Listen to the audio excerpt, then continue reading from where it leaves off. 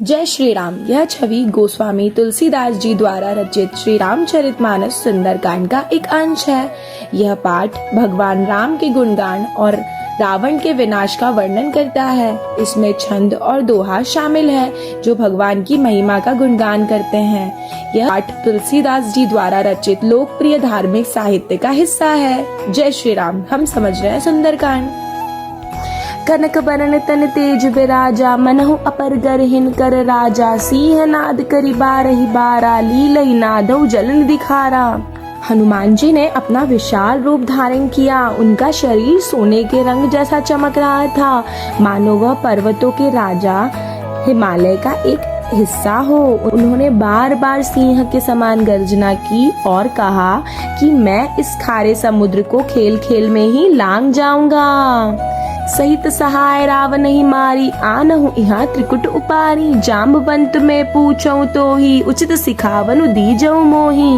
हनुमान जी ने आगे कहा कि मैं रावण को उसके सहायकों सहित मारकर यहाँ त्रिकुट पर्वतों में पर लंका बसी है उसको उखाड़ कर यहाँ ला सकता हूँ। यह कहकर वे बहुत ही विनम्रता पूर्वक जाम्बवंत जी से पूछते हैं कि आप मुझे उचित शिक्षा दीजिए प्रभु।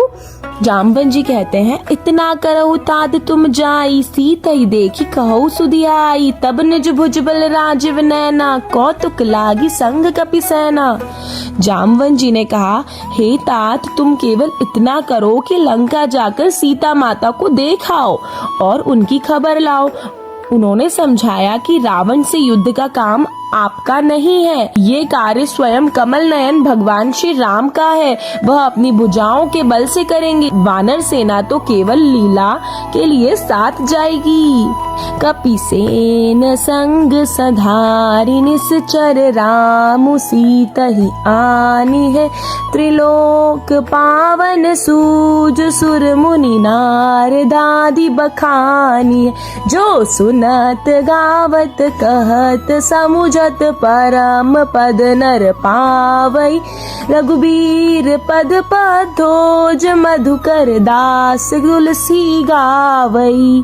तुलसीदास जी कहते हैं कि भगवान राम वानर सेना के साथ राक्षसों का संहार करके सीता जी को वापस लाएंगे और इस त्रिलोक पावन वर्णन नारद आदि मुनि और देवता करेंगे। जो मनुष्य इस कथा को सुनता है, गाता है, कहता है, वह समझता है, वह परम पद मोक्ष को प्राप्त होता है। तो शज रघुनाथ जसु, सुनहि नर अरु नारी। तिनकर सकल मनोरथ, सिद्ध करहि त्रिसरारी। इस दोहे का अर्थ है कि भगवान रघुनाथ का यश कीर्ति ही भवसागर जन्म मृत्यु के चक्र की औषधि है। जो नर और नारी इसे सुनते हैं, त्रिशरारी भगवान श्री राम उनके सभी मनोरथ इच्छाएं सिद्ध करते हैं। नीलोत्पन्न तन श्याम काम, कोटि शोभाधिक। सुनियता सुगुण ग्राम जसु, नामद खगबदीक। इस सोठे में भगवान राम के स्वरूप का वर्णन है। उनका शरीर नीले कमल के समान श्याम सांवला है और उनकी शोभा करोड़ों कामदेवों से भी अधिक है। उनके गुणों के समूह को सुनना चाहिए क्योंकि उनका नाम ही पाप रूपी पक्षियों का वध करने वाला है। जय श्री राम।